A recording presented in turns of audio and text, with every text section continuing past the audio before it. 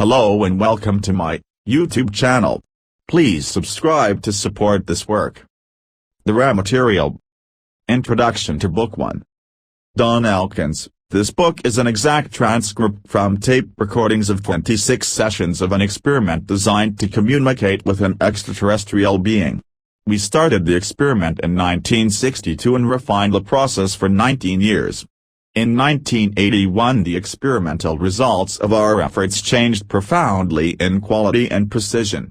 This book is simply a report of the beginning of this latter phase of our work. Since our experimental work began, and even before we officially formed a research group, there was considerable confusion about the nature of our research. I would like to state that I consider my point of view to be purely scientific.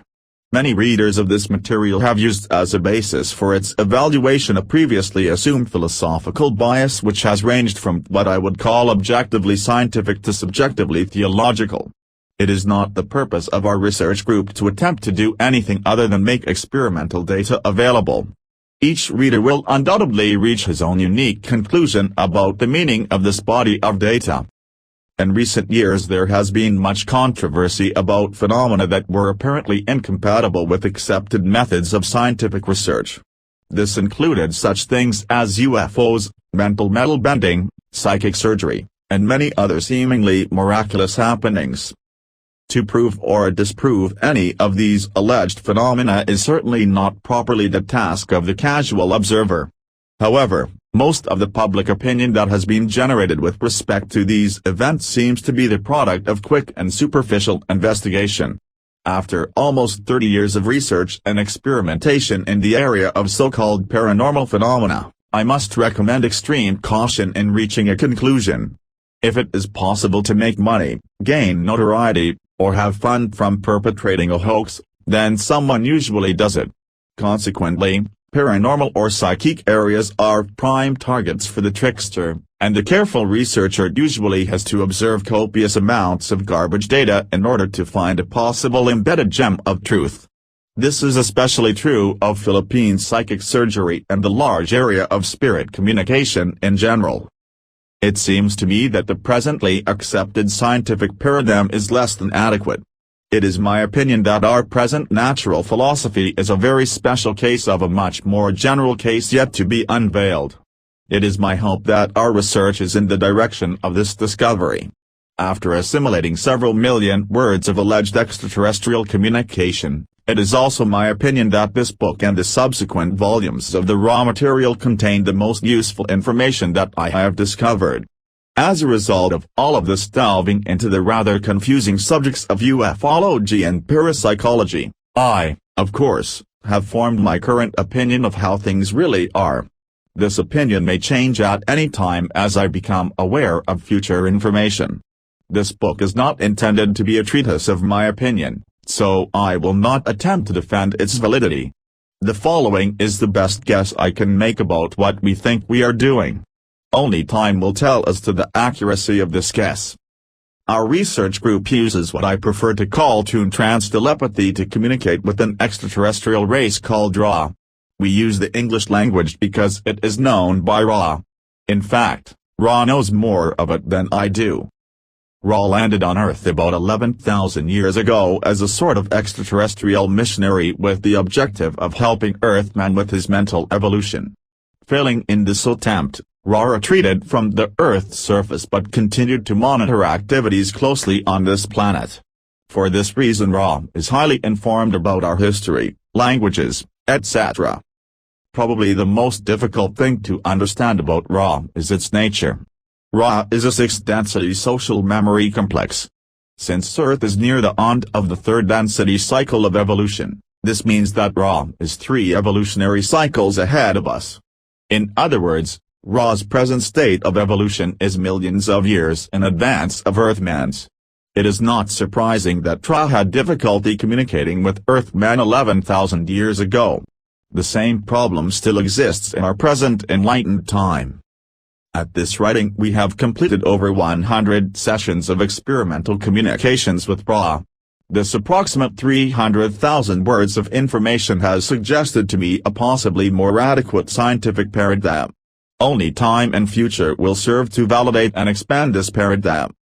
Ufology is a large subject. A reasonable amount of background material would swell this introduction to book length.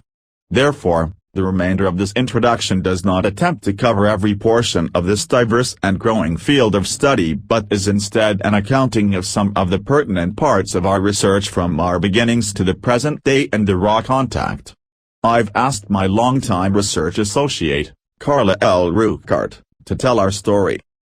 Carla L. Rueckert. I first met Don Elkins in 1962. To me he was a fascinating character, an unusual combination of a college professor and psychic researcher. He had done well over 200 hypnotic age regressions, probing past the birth experience and investigating the possibility that reincarnation might not be just possible but the way things really are. In 1962, I joined an experiment that Don had created in order to start to test a hypothesis which he had developed with the help of Harold Price, an engineer for Ford Motor Company. Price had acquainted Don with some information which Don found quite interesting. Its source was allegedly extraterrestrial. Its content was largely metaphysical and seemed to be in line with all that Don had learned up to that point. Within this material, instructions were given for creating the means whereby to generate further material from this same source without the necessity of actual physical contact with extraterrestrials. Don's hypothesis was that this phenomenon might be reproducible, so he invited a dozen of his engineering students to join in an experiment with the objective of achieving some sort of telepathic contact with a source similar to that of the Detroit groups. I was the 13th member, having become interested in the project through a friend of mine. In those early days of contact attempts, with Don attempting strenuously to keep the situation controlled, months went by with what seemed to be remarkable but puzzling results. As we sat meditating, according to the instructions, everyone in the group except me began to make strange noises with their mouths. For my part, my main difficulty during those first 6 months was keeping a straight face and not laughing as the sessions gradually became a raucous symphony of guttural clicks, slurps, and tongue flops.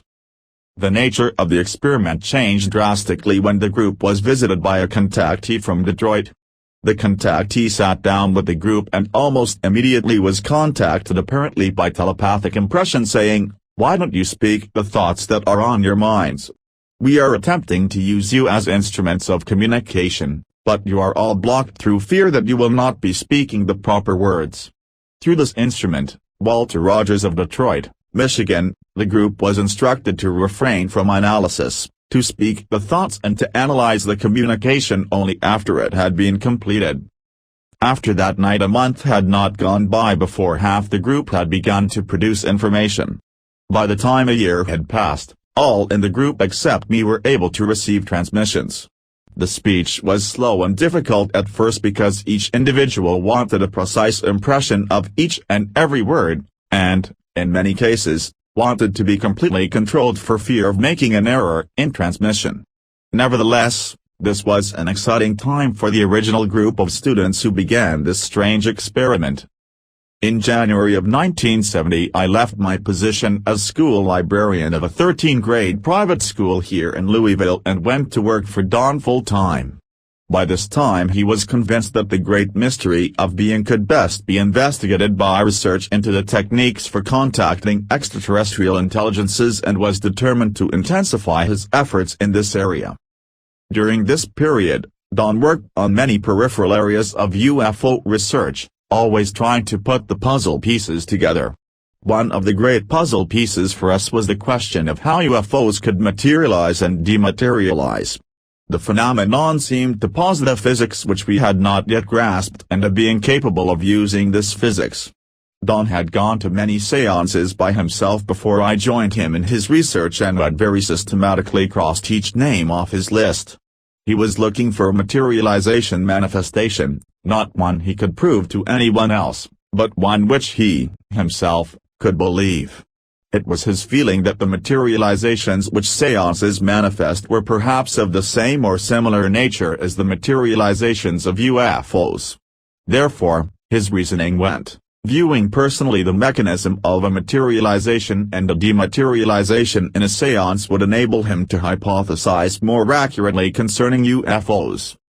In 1971, after I had been on several fruitless materialization medium searches with Don, we went to a seance held by the Reverend James Tingley of Toledo, a minister of the Spiritualist Church. We went to see Reverend Tingley's demonstrations 4 times. Before the first time, Don had casually examined Reverend Tingley's modest meeting place inside and out. It was built of concrete blocks, like a garage. There were no gadgets either inside or outside the building. I did not know that Don was doing this. I merely sat and waited for the demonstration to begin. This last point is an important one when talking about psychic research of any kind. Don has always said that one of my assets as a research associate is my great gullibility. Almost anyone can play a joke on me because I do not catch on quickly. I have a way of taking things as they come and accepting them at face value and only afterwards analyzing what has occurred. This gullibility is a vital factor in obtaining good results in paranormal research. A desire for proof will inevitably lead to null results and voided experiments. An open mind, one willing to be gullible, leads its possessor to a kind of subjective and personal certainty which does not equal proof as it cannot be systematically reproduced in others. However, this subjective knowing is a central part of the spiritual evolution to which Ra speaks so compellingly in this volume and which we have researched for many years now. The séance began, as do all the séances I have attended, with the repetition of the Lord's Prayer and the singing of hymns such as Rock of Ages and I Walked in the Garden. There were approximately 26 people in this bare room, sitting on straight chairs in an oval circle. Reverend Tingley had retired behind a simple curtain and was also seated on a folding chair. Of the occurrences of the first séance, perhaps the most interesting to me was the appearance of a rather solid ghost known as Sister. She wished to speak to me and to thank me for helping Don. Since I had never had a close friend that was a nun, I was quite puzzled. It was not until much later, when Don was flying us home, that he jogged my memory, and I realized that his mother, who had died before I met her, was known in the family as Sister. Both in that séance, and in the following séance, when Don and I were called up, we could see the ghost-like figures of the materialized spirits quite clearly. I, with impaired night vision, could still make out features, but Don could see even the strands of hair on each entity. During the second séance an especially inspiring master appeared suddenly and the room grew very cold. He gave us an inspirational message and then told us that he would touch us so that we would know that he was real. He did so, with enough force to bruise my arm. Then he told us that he would walk through us so that we would know that he was not of this density. This he did, and it is certainly an interesting sensation to watch this occur. Lifting his arms, he blessed all those in the room, walked back through us, and pooled down in a small pool on the floor and was gone. In 1974 Don decided that it was time for me to become a more serious student of the art of channeling. He argued that 12 years of sitting and listening to inspirational messages were enough, and that it was time for me to take some responsibility for those cosmic sermonettes, as Brad Steiger has called them, that I so enjoyed. We began a series of daily meetings designed to work intensively on my mental tuning. Many of those who were coming to our meditations on Sunday nights heard about the daily meetings and also came, and within 3 months we generated about a dozen new telepathic receivers. During the process of these intensive meditations we instituted our long-standing habit of keeping the tape recorder going whenever we started a session. Using some of the large body of material that our own group had collected, I put together an unpublished manuscript, Voices of the Gods, which systematically offered the extraterrestrial viewpoint as recorded by our group meetings. In 1976, when Don and I began to write Secrets of the UFO, published by a private printing and available by mail, this unpublished manuscript was of great help. During this period one other thing occurred that was synchronistic. Don and I, who had officially gone into partnership as L. Research in 1970, had written an unpublished book titled The Crucifixion of Esmeralda Sweetwater in 1968. In 1974, Andrija Puharich published a book with Doubleday titled Dury. The book is the narrative of Dr. Puharich's investigation of Uri Geller and their unexpected communication with extraterrestrial intelligences. The form of contact was quite novel in that first some object like an ashtray would levitate, signaling Dr. Puharich to load his cassette tape recorder. The recorder's buttons would then be depressed by some invisible force and the machine would record. On playback, a message from an extraterrestrial source would be present. Don was impressed by the large number of correlations between these messages and our own research. The book is fascinating in its own right, but it was especially fascinating to us because of the incredible number of distinct and compelling similarities between the characters in the real-life journal of Dr. Puharich's work with Uri and the supposedly fictional characters in our book. We went to New York to meet Andrija after phoning him, sharing our long-standing research with him and comparing notes. As our genial host came out onto his front veranda to welcome us, I stopped, amazed, to look at the house. Even the house in which he lived in the country north of New York City was a dead ringer for the house his fictional counterpart had donned in our book.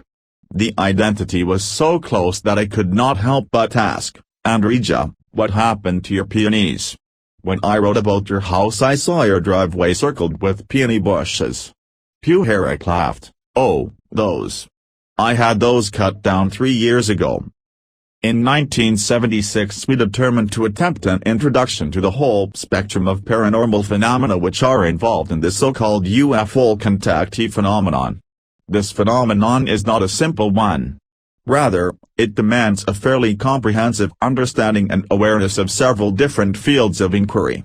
Since the raw material is a direct outgrowth of our continuous research with alleged extraterrestrial entities, it seems appropriate here to review some of the concepts put forward in that book in order that the reader may have the proper introduction to the mindset, which is most helpful for an understanding of this work. The first thing to say about the UFO phenomenon is that it is extraordinarily strange. The serious researcher, as he reads more and more and does more and more field research, finds himself less and less able to talk about the UFO phenomenon in a sensible and down-to-earth way. Well over half the people in the United States have said in nationwide polls that they believe that UFOs are real, and television series and motion pictures reflect the widespread interest in this subject. Yet, there are few researchers who would pretend to be able to understand the phenomenon completely. Dr. J. Allen Hynek has called this quality of the research the high strangeness factor and has linked the amount of high strangeness with the probable validity of the case. Some of the people who see UFOs have the experience of being unable to account for a period of time after the encounter. The UFO is seen and then the witness continues on with his or her daily routine. At some point, it is noticed that a certain amount of time has been lost that cannot be explained. Very often these same people report a type of eye irritation, or conjunctivitis, and sometimes skin problems. In extreme cases, a person who has lost time and seen a UFO will develop a change of personality and find it necessary to contact the aid of a psychologist or a psychiatrist for counseling. Dr. R. Leo Sprinkle, professor of psychology at the University of Wyoming, has been conducting yearly meetings of people who have experienced this type and other types of close encounters. It was in psychiatric therapy that one of the more famous of the UFO contact cases, that of Betty and Barney Hill, was researched. The Hills had seen a UFO and had lost some time but managed to reduce the significance of these events in their minds enough to get on with their daily lives. However, both of them, over a period of months, began experiencing nightmares and attacks of anxiety. The psychiatrist to whom they went for help was one who often used regressive hypnosis for therapeutic work.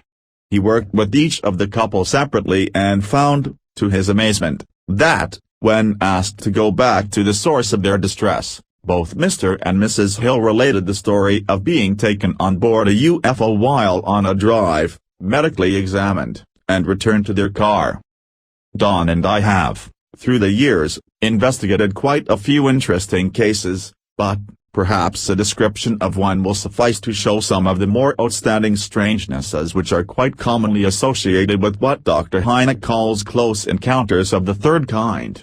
In January 1977, merely 18 or so hours after our witness's UFO experience, we were called by a friend of ours, hypnotist Lawrence Allison. Lawrence had been contacted by the witness's mother, who was extraordinarily concerned about her boy. We made an appointment with the witness, a 19-year-old high school graduate employed as a truck driver. He had seen a craft about 40 feet long and 10 feet tall, which was the color of the setting sun, at very low altitude, approximately 100 to 150 feet. The craft was so bright that it hurt his eyes, yet he could not remove his gaze from it. He experienced a good deal of fear and lost all sense of actually driving his car. When he was directly underneath the UFO, it suddenly sped away and disappeared. When the boy arrived home, his mother was alarmed because his eyes were entirely bloodshot. He was able to pinpoint his time lost since he had left precisely when a television program ended and since he noticed the time of his arrival home. He had lost 38 minutes of his life. The young man wished to try our aggressive hypnosis to find his lost time.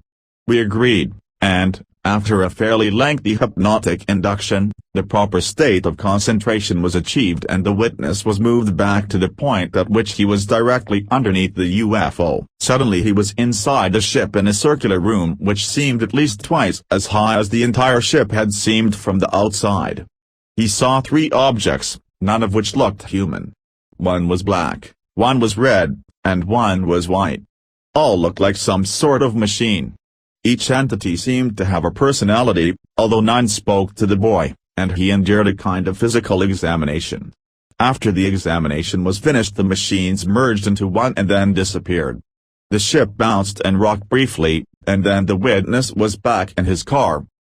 If you are interested in reading a full account of this case, it was published in the April Bulletin, in Flying Saucer Review, in the International UFO Reporter, and in the MUFON UFO News. One of the most familiar aspects of close encounters is the experience that our witness had of seemingly understanding what aliens were thinking and feeling without any speech having taken place. Telepathic communication has long been the subject of much experimentation and, although there is much interesting research, there has never been a definitive study proving good telepathic communication. Consequently, the field of research into telepathy is still definitely a fringe area of psychic research. However, anyone who has ever known that the phone was going to ring, or has experienced the knowledge of what someone was going to say before it was said, has experienced at least a mild example of telepathy. Don states that telepathic experiments between himself and Uri Geller have been totally successful. However, since they were deliberately not performed under rigorous scientific control, they could not be included in any orthodox report.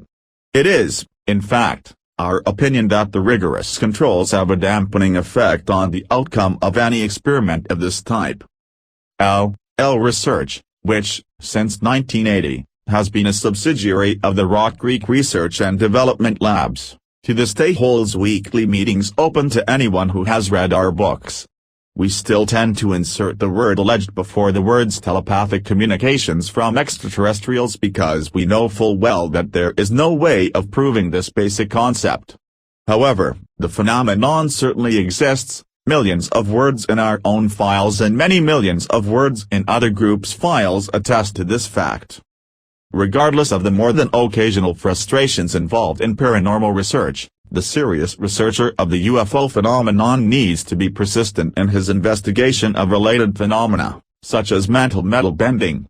The physics which Ra discusses, having to do with the true nature of reality, posits the possibility of action at a distance as a function of mind, specifically the will.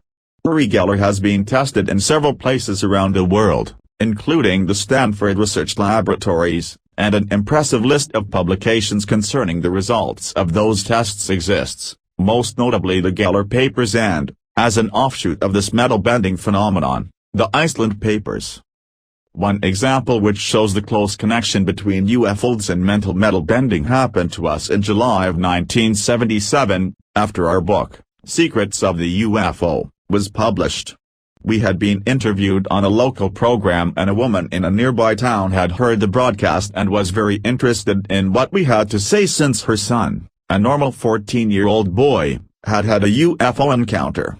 He had been awakened by a whistling sound, went to the door, and saw a light so bright that it temporarily blinded him. Again, as is often the case, it was the same night that people nearby also saw lights in the sky. The woman wrote us a letter, and Dawn immediately called and asked her permission to speak to her son. After questioning the young man to Dawn's satisfaction, Dawn asked him to take a piece of silverware and tell it to bend without touching it in any firm or forceful way. The 14-year-old picked up a fork, did as Dawn suggested, and the fork immediately bent nearly double. The boy was so startled that he would not come back to the phone, and his mother was unable to convince him that there was any value in going further with the experiments. She had enough foresight to realize that in the small town in which he lived, any publicity that might come to him on the subject of metal bending would be to his detriment, since the people of his small town would react in a most predictable way. Nevertheless, the link is there quite plainly.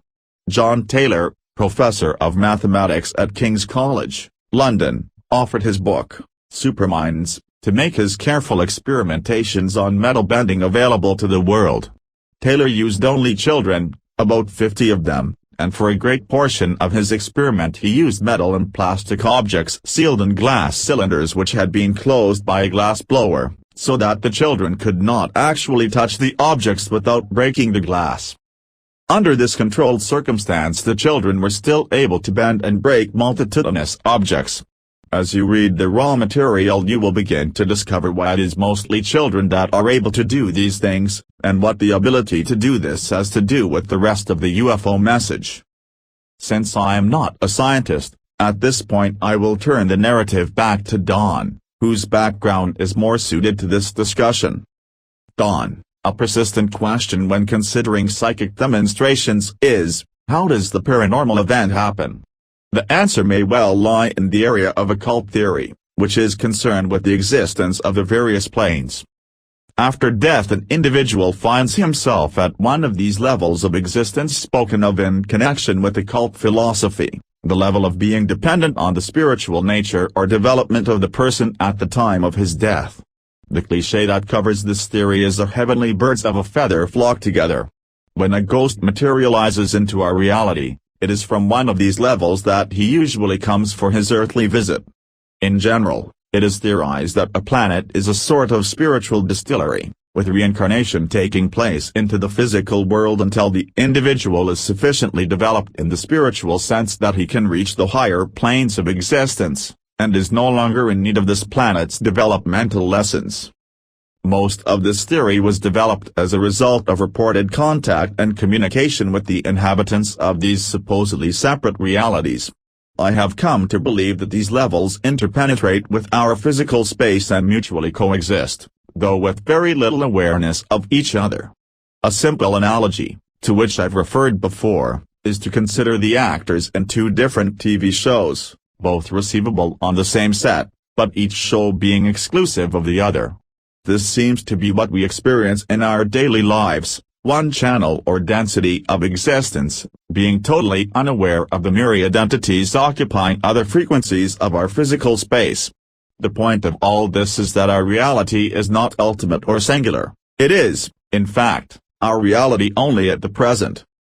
Many of the UFO reports display ample evidence that the object sighted has its origin in one of these other realities or densities, just as do the materialized ghosts. I would like to emphasize that this does not in any way imply their unreality, rather, it displaces the UFO's reality from ours. I'm saying the equivalent of Channel 4 on the TV is equivalent to but displaced from Channel 3 on the same TV.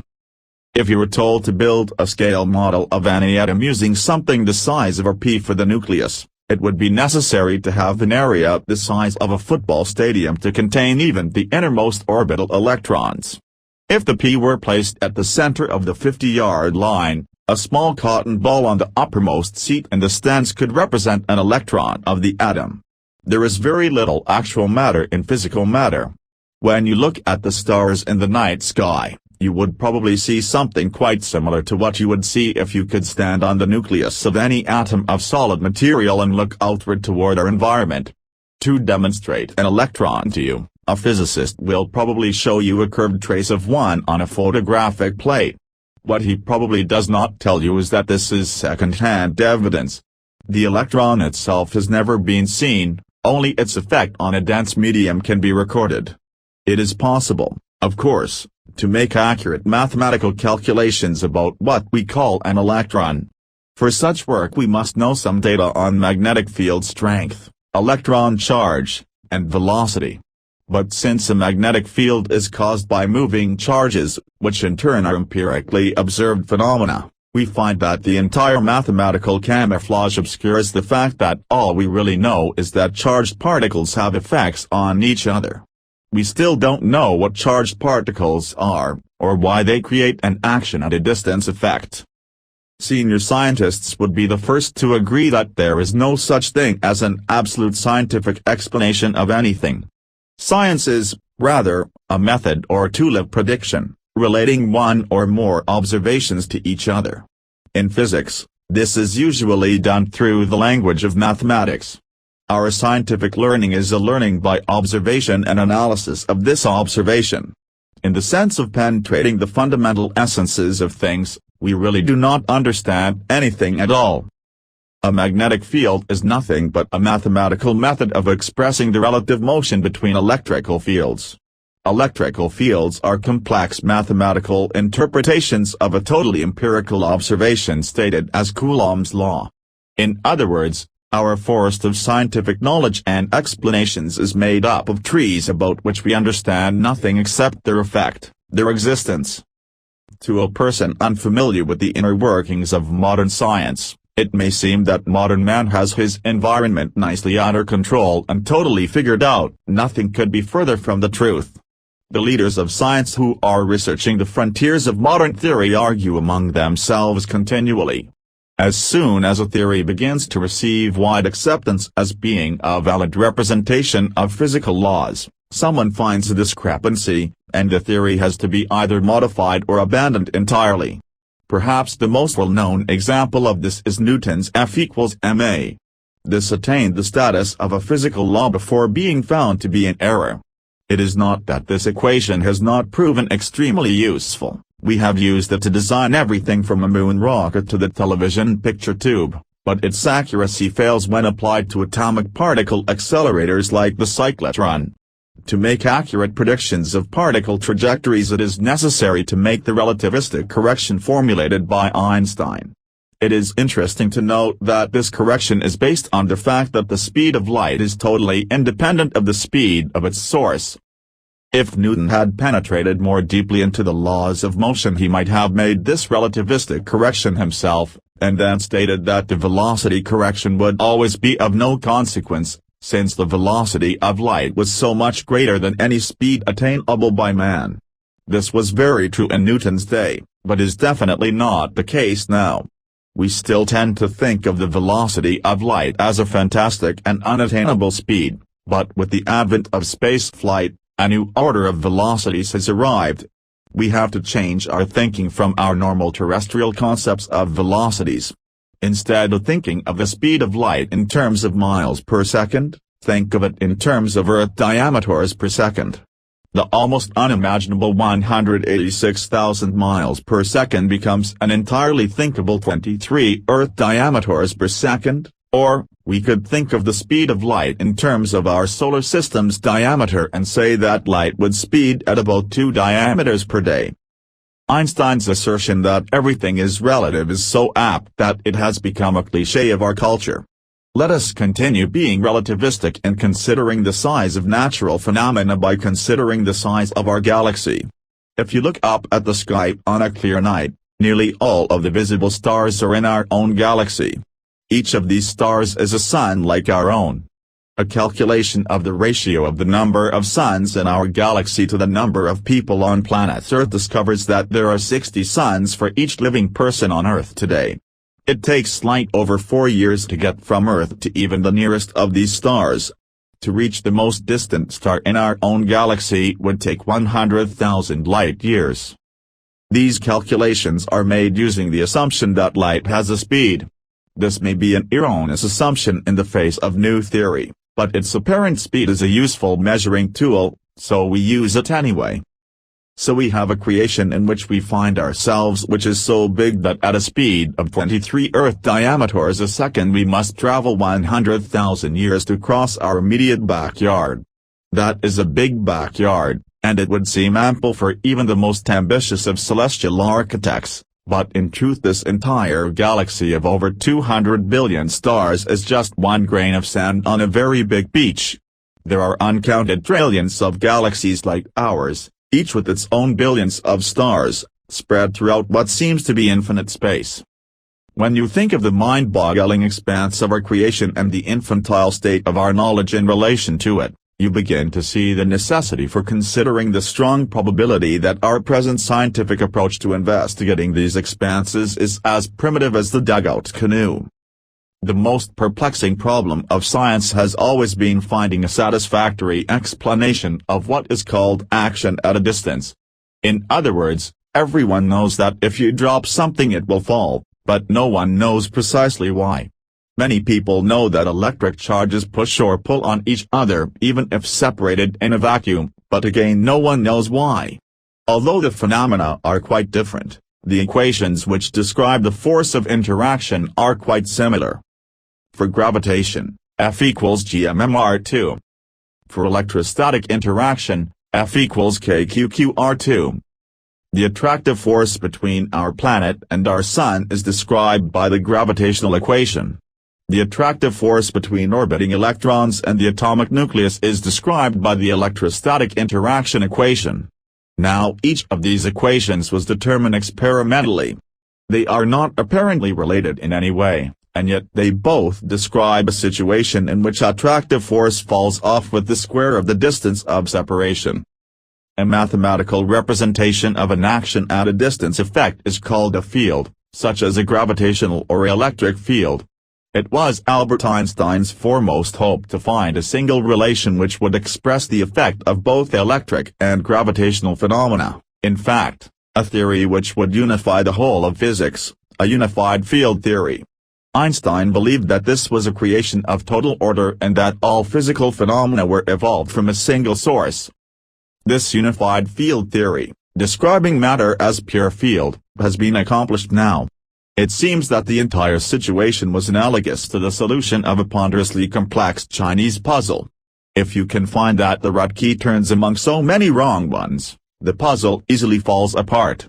Dewey B. Larson found the solution to this problem, and the puzzle not only fell apart, but revealed an elegantly adequate unified field theory rich in practical results, and, like a good Chinese puzzle, the solution was not complex, just unexpected. Instead of assuming 5 dimensions, Larson assumed 6, and properly labeled them as the 3 dimensions of space and the 3 dimensions of time. He assumed that there is a 3-dimensional coordinate time analogous to our observed 3-dimensional space. The result of this approach is that one can now calculate from the basic postulate of Larson's theory any physical value within our physical universe, from subatomic to stellar. This long-sought-after unified field theory is different because we are accustomed to thinking of time as n-dimensional, as a stream moving in one direction. Yet once you get the hang of it, coordinate time is mathematically a more comfortable concept with which to deal. Professor Frank Meyer of the Department of Physics at the University of Wisconsin presently distributes a quarterly newsletter to scientists interested in Larson's new theory which explores perplexing questions in physical theory using Larson's approach. I was interested in testing Larson's theory and made extensive calculations using his postulate. I became convinced that his theory is indeed a workable unified field theory. I had been pondering several interesting statements communicated through contactees by the alleged UFO source prior to discovering Larson's work in the early 60s. Although the people who had received these communications knew nothing of the problems of modern physics, they were getting information which apparently was quite central to physical theory. First, they suggested that the problem with our science was that it did not recognize enough dimensions. Second, They stated that light does not move, light is. Larson's theory posits 6 dimensions instead of the customary 4, and finds the pure field, which Einstein believed would represent matter, to move outward from all points in space at unit velocity, or the velocity of light. Photons are created due to a vibratory displacement in space-time, the fabric of the field. Furthermore, the contactees were saying that consciousness creates vibration, this vibration being light. The vibratory displacements of space-time in Larson's theory are the first physical manifestation, which is the photon or light. According to the UFO contactees, the UFOs lower their vibrations in order to enter our skies. The entire physical universe postulated by Larson is dependent on the rate of vibration and quantized rotations of the pure field of space-time. The contactees were suggesting that time was not what we think it is. Larson suggests the same thing. The UFOs were said to move in time as we move in space. This would be entirely normal in Larson's time-space portion of the universe. Lastly, and perhaps most importantly, the contactees were receiving the message that the creation is simple, all one thing. Larson's theory is a mathematical statement of this unity. For more information about Larsonian physics, contact the International Society of Unified Science, a group of scientists and philosophers currently promoting Larson's theory. Their address is, International Society of Unified Science, Frank H. Meyer, President, 1103 15th Avenue, South. T, Minneapolis, Minnesota 55414. What physicists have never before considered worth investigating is now increasing at a very rapid rate. Action at a distance, apparently as a result of some type of mental activity, seems repeatedly the observed effect. When Uri Geller performs on TV, mentally bending metal and fixing clocks, there are often many kids who try to duplicate Uri's tricks. Sometimes the kids succeed. The number of children that can cause bends and breaks in metal and other materials just by wanting the break or bend to occur is increasing daily. As previously mentioned, John Taylor, professor of mathematics at King's College, reports in his excellent book, Superminds, on the extensive tests run in England on several of these gifted children. If the Gellerizing children continue to increase in numbers and ability, the 1980s will see such fantasies of TV as My Favorite Martian, I Dream of Jeannie, and Bewitched becoming a part of reality. With controlled, repeatable experiments like those conducted by Taylor and by the Stanford Research Institute in the United States, we begin to have good solid data available for study. Gradually we are moving into a position from which we can begin to create a science of magic, for that which has been called magic through the ages is now being performed at an ever-increasing rate, primarily by children. In the future, we may even find this magic added to the curriculum of the sciences at the universities.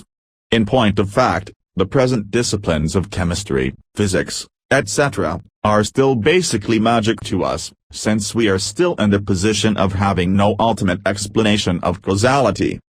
Carla, one of the concepts most central to the system of study which comes out of research into the contactee messages offered by alleged UFO contact is the concept of the immortality of our individual consciousness. There is a long mystical tradition extending back far beyond biblical times, which posits a type of immortal soul. St. Paul in his epistles has distinguished between the human body and the spiritual body. Long before St. Paul's century, Egyptian priests had the concept of the Ka and posited that this Ka, or spiritual personality, existed after death and was a true repository of the essence of consciousness of the person who had lived the life. Egyptians, of course, made very elaborate arrangements for life after death. If life after death is posited as a probability, one may also posit life before birth. Any mother who has more than one child will testify to the undoubted fact that each child comes into his life or incarnation already equipped with a personality which cannot be explained by environment or heredity. After all the factors of both have been accounted for, there remains a unique personality with which the child seems to have been born. Each child has certain fears which are not explainable in terms of the fears of the parents. A child, for instance, may be terrified of a thunderstorm. The rest of the family may be perfectly comfortable during such a storm. Another child may be extraordinarily gifted at the playing of an instrument when neither parent nor any relative as far back as the parents can remember had musical ability. This brings us back to the serious consideration of reincarnation. According to the alleged UFO contact messages, reincarnation is one of the most important concepts to be grasped, for through it the universe functions in order to advance the evolution of mankind. This evolution is seen to be not only physical but also metaphysical, not only of the body but also of the spirit, and incarnations are seen in this system of philosophy to be opportunities for an individual to continue his evolution through numerous and varied experiences. Although perhaps 2/3 of the world's population embraces, or is familiar with the religious system which posits reincarnation, those of us of the Judeo-Christian culture are not as familiar with this concept. Nevertheless, Don's early investigations seem to indicate that reincarnation was a probability and that incarnations contain situations, relationships, and lessons which were far more easily understood in the light of knowledge of previous incarnations. One succinct example of this relationship, which some are fond of calling karma, is that of a young boy, who requests that his name not be used, who in this life had experienced such intense allergies to all living things that he could not cut the grass, smell the flowers, or, during the blooming season, spend much time at all outside. Under hypnotic regression he experienced in detail a long life in England. He had been a solitary man whose nature was such as to avoid contact with any human being. He had inherited a fairly large estate and he spent his life upon it. His one pleasure was the very extensive garden that he maintained. In it he had his gardeners plant all manner of flowers, fruits, and vegetables. After the life had been discussed, and while the lad was still in trance, hypnotist Lawrence Allison asked the boy, as he often did, to contact what is loosely referred to as his higher self. He had the boy ask his higher self if the lesson of putting people first and other things second had been learned. The higher self said that indeed the lesson had been learned. The hypnotist then had the boy ask the higher self if this allergy could be healed, since the lesson had been learned and the allergy was no longer necessary. The higher self agreed. The hypnotist then carefully brought the boy out of the hypnotic state and walked over to his piano on which was placed a magnolia. As magnolia blossoms will do, it had dropped its pollen on the polished surface of the piano, and the hypnotist scraped the pollen onto his hand, took it over to the boy, and deliberately blew the pollen directly at the boy's nose. "How could you do that to me?" exclaimed the boy. "You know how allergic I am." "Oh, really?" asked the hypnotist. "I don't hear you sneezing." The boy remained cured of his allergy. When we attempt to consider our relationship with the universe, we begin to see that there is a great deal more in heaven and earth than has been dreamt of in most philosophies.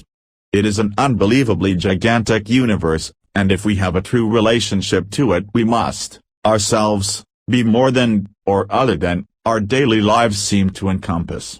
In the raw material a good deal of information is discussed concerning our true relationship with the universe, but it is good to realize that we do have a long tradition of work upon what may perhaps most simply be called the magical personality. Magic is, of course, a much misused term and is mostly understood as being the art of prestidigitation, or illusion. When one sees a magician, one accepts the fact that one is seeing very skillfully performed illusions. However, there is a study of the so-called magical personality which suggests that there is a thread which runs through our daily lives which we can grasp, and, using that thread, remove ourselves from time to time into a framework of reference points in which we see reality as being that of the spiritual body, that personality which exists from incarnation to incarnation and indeed since before the world was. By working upon this magical personality, by interiorizing experience, by accepting responsibility for all that occurs, by carefully analyzing our reactions to all that occurs, and by eventually coming to balance our reactions to all that occurs so that our actions in our environment are generated within the self and are no longer simple reactions to outward stimulus. We strengthen the so-called magical personality until we are able to have some small claim to the art of causing changes in consciousness at will. This is the classic definition of magic. Each time that a person sustains an unfortunate situation and reacts to it by not giving anger for anger or sadness for sadness but instead offering compassion and comfort where none was expected, we strengthen that thread of inner strength within us and we become more and more associated with a life that is closely related to the organic evolution of the universe. It is some sense of the wholeness or organic nature of the universe which best informs the student of the UFO's purposes in being here. They have been here, by many accounts, for thousands of years. At least UFOs have been mentioned, along with many other strange sights, in the annals of all early histories including the Bible. Modern-day interest in UFOs can probably be fairly accurately dated from Kenneth Arnold's historic sighting over Mount Rainier in Washington. Another early and historic sighting, also by an extremely reliable witness, is coincidentally connected with Don Elkins, and so I would choose the Mantell case of January 7, 1948, instead of the Kenneth Arnold case of June 24, 1947, for discussion. Thomas Mantell had trained as a pilot and had flown missions in Africa, Europe, and, most notably, D-Day. In 1947 he was out of the Air Corps and had started the Elkins-Mantell Flying School on Bowman Field in Louisville, Kentucky. In 1947 Don Elkins was a youthful student in this school. At about 2 o'clock in the afternoon on January 7, 1948, the Kentucky State Police called Fort Knox and reported to the MPs there that they had sighted a circular flying object moving rather quickly in their area. The MPs called the commanding officer at Godman Field at Fort Knox and through due process the Flight Service checked with Wright Field in Ohio to see if there were any experimental aircraft which could explain the sighting. Wright Field had none flying. Meanwhile, the tower at Godman Field, Fort Knox, had already sighted this disc-shaped object, both visually and on radar, and had made a report which was relayed quickly to the commanding officer. As it happened, 4 F-51s were in the area en route from Marietta, Georgia, near Atlanta, to Louisville, Kentucky. Since they were already airborne, the commanding officer at Godman Field decided to contact the lead pilot and request that he investigate the UFO. The lead pilot was Captain Thomas Mantell. Mantell was given a radar vector from Godman Tower and moved towards the UFO. He sighted the object and stated that it was traveling slower than he was and that he would close to take a look. Then Mantell informed the tower that the object was now above him, that it appeared to be metallic, and that it was tremendous in size. None of the F-51s, including Mantell's, was equipped with oxygen. The other pilots leveled off at 15,000 feet. Mantell kept climbing. That was the last transmission from Captain Mantell. Minutes later there was a telephone call stating that a plane had crashed. It was Captain Mantell's. His body lay near the wreckage. I could spend the length of the book attempting to give you a sketchy introduction to the thousands and thousands of sightings like Captain Mantell's that involve irrefutably puzzling and concrete evidence of something highly strange occurring. There are many radar sightings of UFOs. There is one volume, published by the Center for UFO Studies in Evanston, Illinois, which deals solely with the numerous physical traces that UFOs have left behind, either by irradiating the soil, causing other changes in soil composition, or leaving impressions in the ground. A computer set up by the same organization to carry a program of information regarding UFOs contains well over 80,000 reports, and some things become startlingly clear by the use of UFOCAT, the computer. For instance, it is now possible, if one measures a landing trace from a UFO sighting, to find out from the computer what the probable description of the UFO itself will be. Thus, in a way, the witness is merely confirming what the computer already knows. However, this is an introduction to a book which consists of transcripts of messages of a very precise nature having to do with metaphysics, philosophy, and the plan of evolution, both physical and spiritual, of man on Earth. Consequently, what I propose to do is share with you some of the research material which our group has collected through the years. Since all of these examples come from the same group, we never describe who the receiver may be, as we feel that it is the information that is important rather than the person who is transmitting. According to an entity called Hoton, who has spoken with our group and several others for many years, the purpose in being here of at least some of the UFOs that are seen in our skies at this time is much like the purpose that we might have in sending aid to a disaster-stricken or extremely impoverished country. It is a desire to be of service. We have been contacting people of planet Earth for many of your years. We have been contacting at intervals of thousands of years those who sought our aid. It is time for many of the people of this planet to be contacted, for many now have the understanding and the desire to seek something outside the physical illusion that has for so many years involved the thinking of those of this planet. The process we are stimulating is one which is self-generating. As more and more of those who desire our contact receive it and pass it on to others, then those who receive this passed on information will then themselves be able to reach a state of thinking and understanding sufficiently in tune, shall I say, with our vibrations in order to receive our contact. For this, my friends, is how contacts work. It is first necessary, if the entity is to be able to receive our contact, for him to become of a certain vibration as a result of his thinking. This is greatly speeded by involvement in groups such as this. And then it is finally done through meditation. In other words, the verbal communications given to the entity by the channels such as this one create a system of thought and a desire for spiritual awareness that raises his vibration. We of the Confederation of Planets in the service of the Infinite Creator are very sorry that we cannot step upon your soil and teach those of your people who desire our service. But, my friends, as we have said before, this would be a very great disservice to those who do not desire our service at this time, and we are afraid we would have little effect in bringing understanding even to those who desire it, for understanding, my friends, comes from within. We can only guide. We can only suggest. We are attempting to do this in such a way that the seeking of the individual will be stimulated to turning his thinking inward to that single source of love and understanding, the Creator, that is part of us all, part of everything that exists, for everything that exists, my friends, is the Creator. We are very privileged to have you join with us in this great service at this time in the history of your planet. For this is a very great time, a great transitional period, in which many of the Earth's people will be raised from their state of confusion to a simple understanding, the love of their Creator. Hoton speaks of our desire to seek something outside the physical illusion. What he talks about so persuasively is something that is often referred to by members of what Ra calls the Confederation of Planets in the service of the Infinite Creator as the original thought. This is another term for our word, love, but implies a great deal more.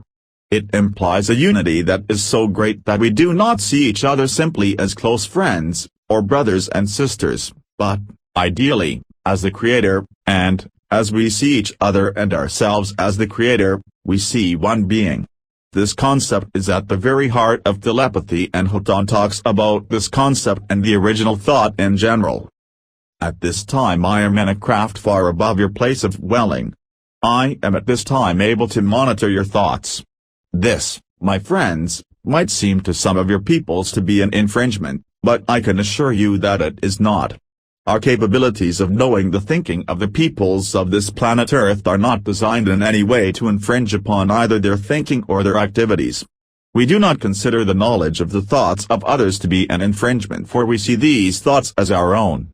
We see these thoughts as the thoughts of the Creator. My friends, it may seem to you that a thought of a nature rather than one of love and brotherhood might be a thought generated not of our Creator. This is not possible, my friends. All thought that is generated by the Creator. All things that are generated by the Creator. He is all things and is in all places, and all of the consciousness and all of the thought that exists is the thought of our Creator. His infinite number of parts all have free will, and all may generate in any way they choose. All of his parts communicate with all of the creation, in his entire and infinite sense. We are not attempting to change the thinking of our Creator. We are only attempting to bring his ideas to some of the more isolated parts for their inspection and appraisal. Isolated parts, I say, my friends, and why should we consider these parts to be isolated? We consider them isolated because from our point of view they have chosen to wander far from the concept that we have found to permeate most of the parts of the creation with which we are familiar. We find, my friends, that man upon planet Earth in his experiences and experiments has become isolated in his thinking and has divorced it from that to which we are accustomed in the vast reaches of creation which we have experienced. I urge you, my friends, to remember what we have brought to you. The next time that you are, shall we say, backed into a corner by the circumstances which prevail within the illusion of your physical existence, remember what you have learned and do not forget what you have worked so hard to obtain. You will choose at any time to alter your needs and desires from within the physical illusion to your being within the creation of the Father. As long as your objectives lie within this physical illusion, it will be necessary for you to be subject to the laws which prevail within this illusion. If your desires can be altered by the application of what you are learning and are lifted in the creation of the Infinite One, then, my friends, you may have a great deal more ability to remove yourself from the corners into which the illusion seems to back you.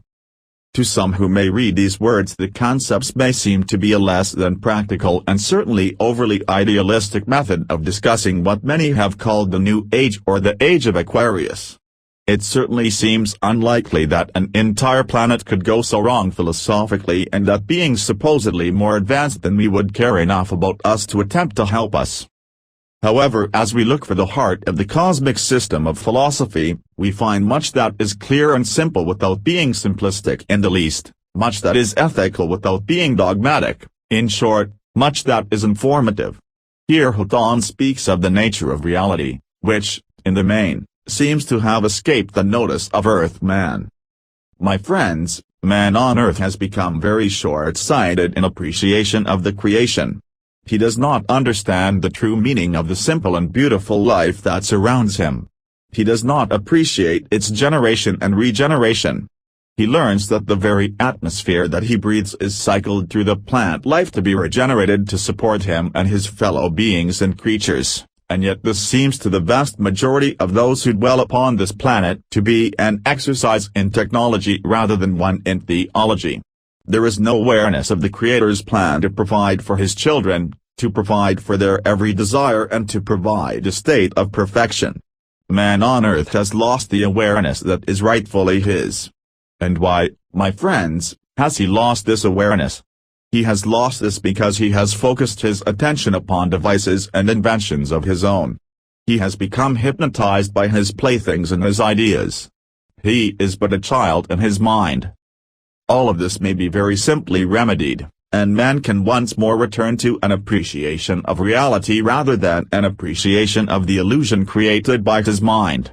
All that is necessary, my friends, is that he individually avail himself to this appreciation of reality through the process of meditation, for this process stills his active conscious mind which is continually seeking stimulus within the illusion developed over so many centuries of time upon planet Earth. Very rapidly, then, he can return to an appreciation of the reality in the functioning of the real creation. This, my friends, is what man of Earth must return to if he is to know reality. This simple thought of absolute love, a thought of total unity with all his brothers regardless of how they might express themselves or whom they might be, for this is the original thought of your Creator.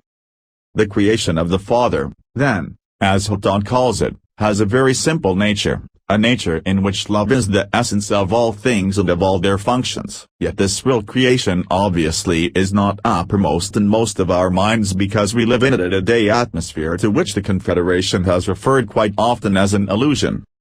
We of the Confederation of Planets in the service of the Infinite Creator have been, for many of the years, aware of many principles of reality. We are aware of these principles because we have availed ourselves to them just as the people of your planet may do.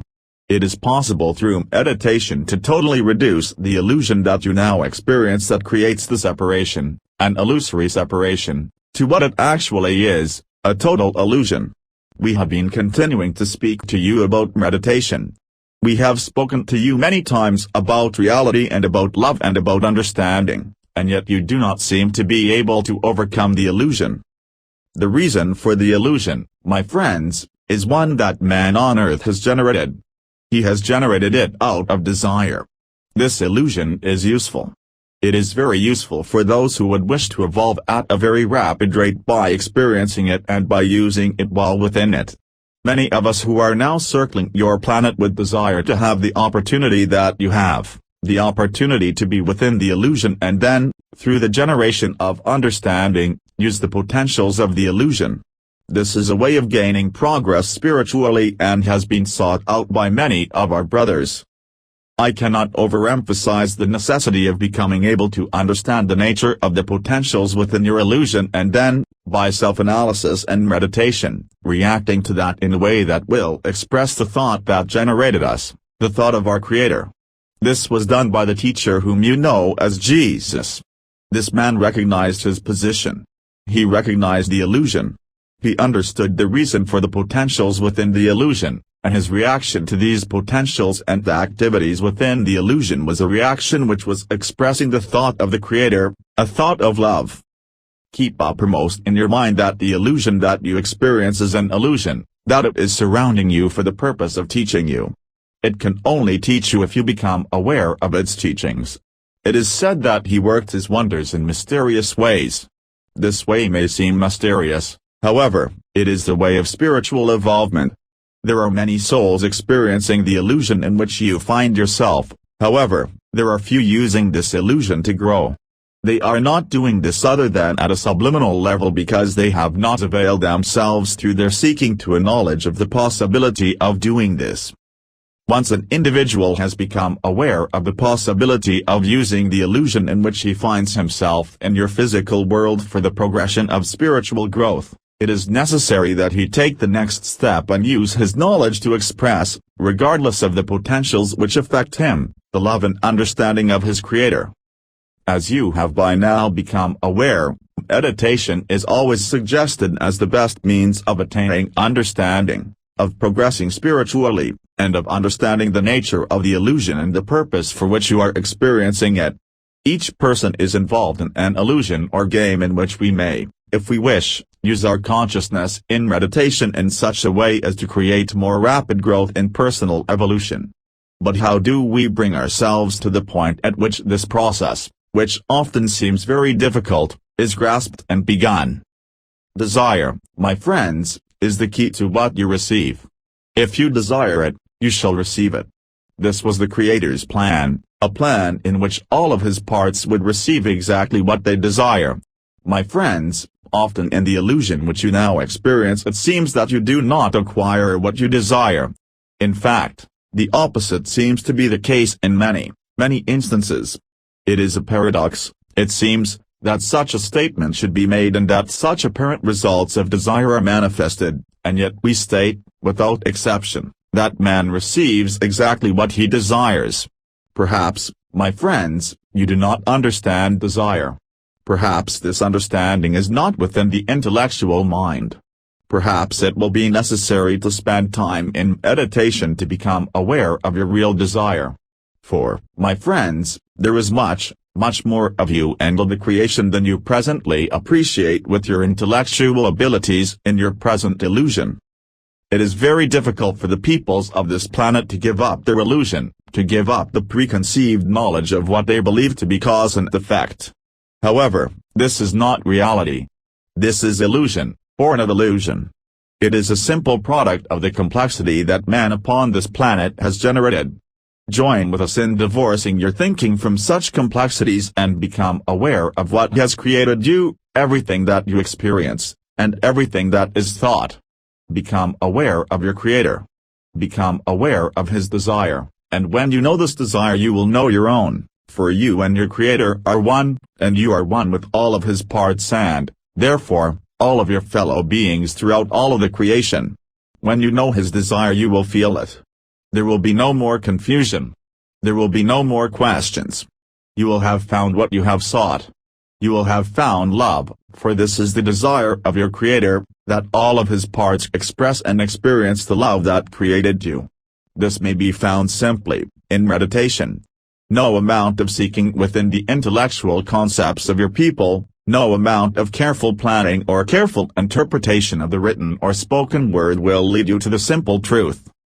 The Confederation messages concentrate a great deal upon the concept of seeking and a desire, feeling that the will of each entity is absolutely central to each entity's quest for evolution.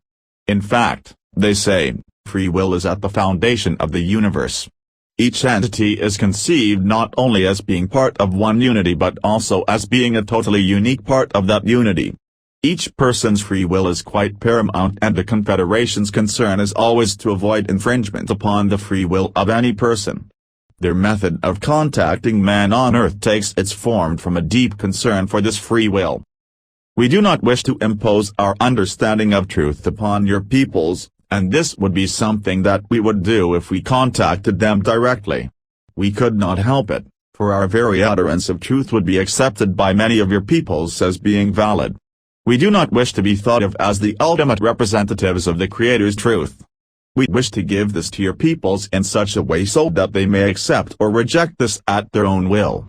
This, as we understand it, is a necessary provision in the spiritual evolvement of all mankind, that he be, at some state of his evolution, in a position to accept or reject what is necessary for his evolution.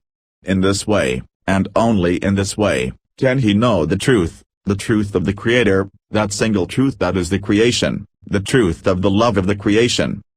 It must be realized from within. It cannot be impressed from without. We are attempting to stimulate those of your peoples who would be stimulated to seeking this truth that is within them. We have been required by our understanding of our Creator's principle to remain in hiding, for we cannot serve one individual and at the same time do a disservice to his neighbor by proving within his own mind that we exist, for many of those of planet Earth at this time do not desire to believe in or have proof of our existence. For this reason we find it necessary to speak to those who seek through channels such as this one. We find it necessary to give to those who seek that which they seek in such a way that they, for themselves, may appraise its value and accept or reject, on their own terms, those thoughts that we bring, and understand the reality of the creation in which all of us exist. Once the desire to receive this message has been developed, the messages are indeed available, not just from our group but from many so-called contactee or channeling groups around the world. Indeed, you will find little new in the cosmic system of philosophy. Those concepts are basic, profound, and simple. The Confederation has a name for one of the great goals of this system of meditation and study, understanding. Many of your peoples are at this time seeking outside their illusion. To those who seek, we offer our understanding. We do not attempt to say that we have ultimate wisdom. We only suggest that that which we have to offer may be of value, for we have found, in our experience, as we have passed through the same experiences as those of Earth, that there is a most beneficial direction in seeking to serve. We are acting through instruments such as those here tonight to give to those who seek, an understanding. Our presence is meant to stimulate seeking. Through this process, we hope to contact as many of the peoples of your planet as would desire our contact. We hope in the very near future to be able to contact many more of the peoples of your planet, the peoples who would desire understanding. It is difficult to contact those people of your planet because of this, shall I say, mixture of types, but it is well worth our effort if we are able to contact but one. We will continue to act as we do now, speaking through instruments such as this one, until a sufficient number of the peoples of your planet have become aware of truth. We are constantly striving to bring, through many channels of communication, the simple message to the peoples of Earth. The simple message that will leave them with a simple understanding of all that there is, and that is love. But understanding, that understanding which shows us the love of an infinite Creator, is again and again described as being possible far more easily through the processes of meditation than by any other method. There are pieces of information that are of importance and there are pieces of information that are not. Wisdom is a rather lonely matter, my friends. You must accept this truth as you acquire the burden of wisdom. That which you know, you are to be careful of, for what you know and the real creation has power, and that which you desire is all of the direction which that power will be aimed at. But have faith, my friends, in what you know and what you are learning. Feed your faith and your understanding through meditation. The further that you go along this path, my friends, the more meaningful you will find this simple statement, meditate. It begins as a simple process and, little by little, it becomes a way in which you live. Observe it as you progress along your own spiritual path. It is frequently suggested in contactee messages that the state of mind of the seeker has the opportunity of being continuously in a far more pleasant configuration than is the mind of one who is not actively engaged in pursuing a path of self-knowledge and seeking. However, there are other fruits of the path of meditation and seeking which are predictable and which engage the attention of those who channel these messages. It is to be remembered, my friends, that service to others is service to oneself. Notice that we do not say that service is like unto service to oneself. There is no similarity between others and ourselves. There is identity. There is completion and unity. Therefore, that which is felt of a negative nature towards a sheep of the flock is felt towards oneself and is felt toward the Creator. This enters the service which you attempt to give to yourself and to the Creator through service to another and causes a blot or a stain upon the perfect service you would have performed. It must be remembered that each person is a completely free entity whose independence must in no way be shaken and yet whose identity remains one with you. There is only one thing of great importance for you to consider at this time. That is your personal preparation for service. You are to serve your fellow man, and, therefore, it is necessary that you prepare yourselves for this service. This of course, my friends, is done in meditation. We cannot overemphasize the importance of meditation. Through this technique you will receive answers to all of your questions. It is difficult to realize this, but this is true. All of your questions can be reduced to an extremely simple concept. This you can become aware of in meditation. Once this has been done you will be ready to serve, just as others have served and are now serving upon your planet. Follow their example, spend time in meditation. Qualify yourself to reach out to your fellow man and lead him from the darkness of confusion that he is experiencing back into the light that he desires. One service which the Confederation sources greatly appreciate is that provided by vocal channels which are trained in groups such as the one which we have had in Louisville since 1962. They never suggest in any way that their message is unique or that salvation can only be gained by listening to that message. However, they are aware that there are many who seek that message through sources other than Orthodox religion and classical philosophy. Consequently, they are here to provide a service of making information available and can only perform their service through vocal channels. There are more people upon this planet seeking than there have been in the past. However, many are quite confused in their attempts to seek and there is a need at this time for many more channels such as this one who can receive directly the thoughts that so many of the people of this planet are seeking. We are attempting at this time to generate greater numbers of proficient vocal channels who can receive our thoughts quite readily. This requires daily meditation. This is all that is required, daily meditation. It is assumed, of course, that as this daily meditation is performed there is a desire for our contact. As one who has participated in meditation groups for many years, may I suggest that individual meditations not include the attempt to contact Confederation sources. It is best to pursue this attempt only in a group situation, preferably a group which contains at least one experienced receiver. And always, whether meditating alone or in a group, I strongly recommend some means of tuning so that the meditation which follows will be at the highest spiritual level possible. This tuning can be accomplished in any way preferable to the meditator. The Lord's Prayer, alming or other singing or chanting, the reading of some inspirational writing, or a careful visualization of the white light of the Creator, are all useful tuning methods. Reincarnation is very basic to the Confederation message. One of the most highly regarded fruits of the meditation and seeking process is the ability of the seeker to penetrate what Ra calls the forgetting process, which occurs at the time of our birth into this incarnation, so that we might become aware of the lessons which we have to learn during this incarnation. These lessons are always along the lines of how to love better, more fully, more deeply, or with more kindness and understanding. However, each entity has unique lessons. At the time at which each of you incarnated, my friends, each of you was aware that certain lessons, hitherto unlearned, were to be the goals for achievement in this incarnation. If it seems to you that your entire incarnation within this illusion has been a series of difficulties of one particular type, then you are almost certainly aware in some manner of one of your lessons. As you can see, these lessons are not to be avoided. They are to be learned. Further, we must point out to you that when a confrontation in such a lesson has been achieved, that which separates you from understanding is most often your own thinking. Your conscious thinking processes are quite capable of being self-destructive in the sense that they may aid you to avoid the lesson that you wish in reality to learn.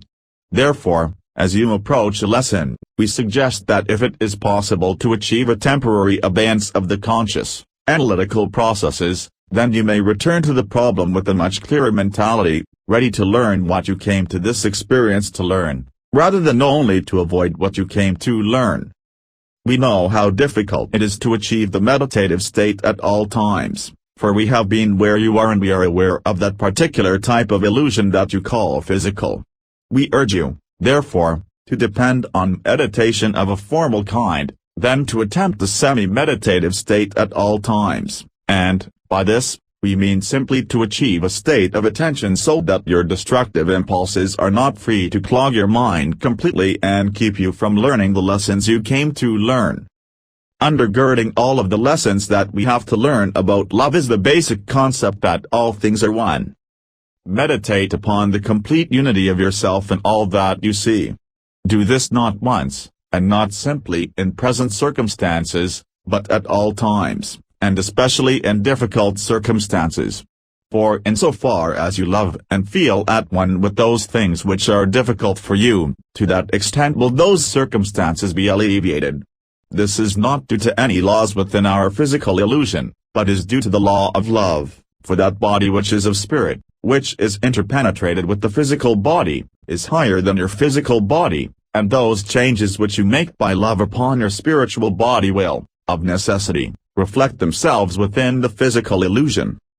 All is one, my friends. My voice is now the voice of this instrument, my thoughts are your thoughts. Please believe that the vibration we offer to you is not the vibration of personality, but is a vibration of the Creator. We are also channels. There is only one voice.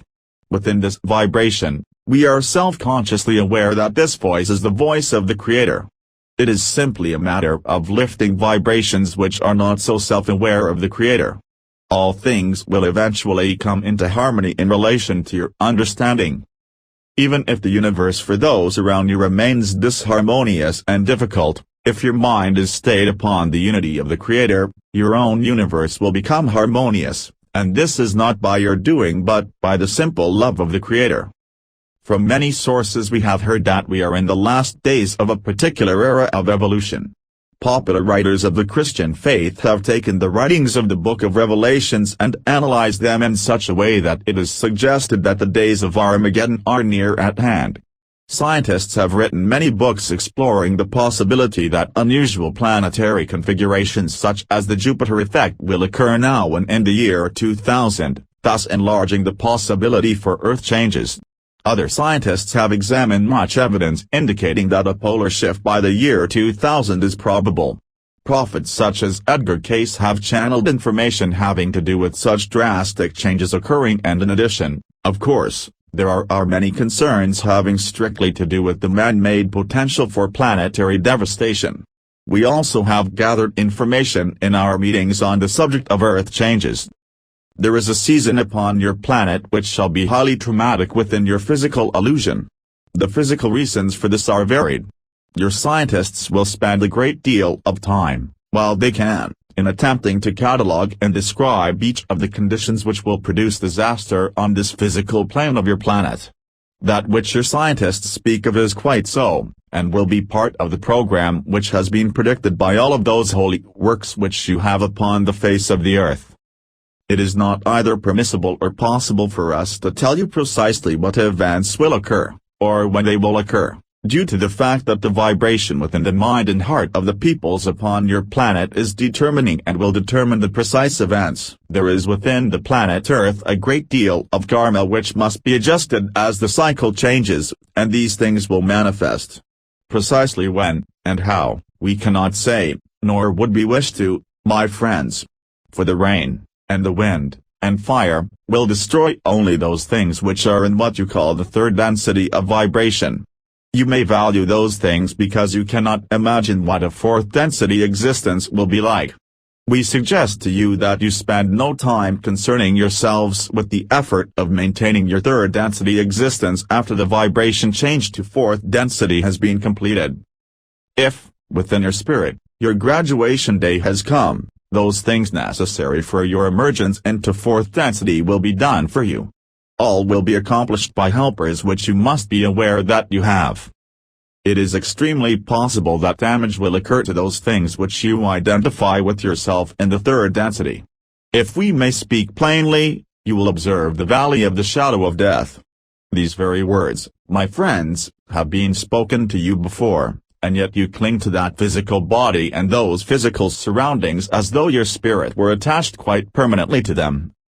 May we suggest to you that you can find your spirit neither in your head, nor in your hands, nor in your chest, nor in your legs, nor in your feet, that nowhere can you find your spirit, nowhere can you operate to remove it, nor to aid it.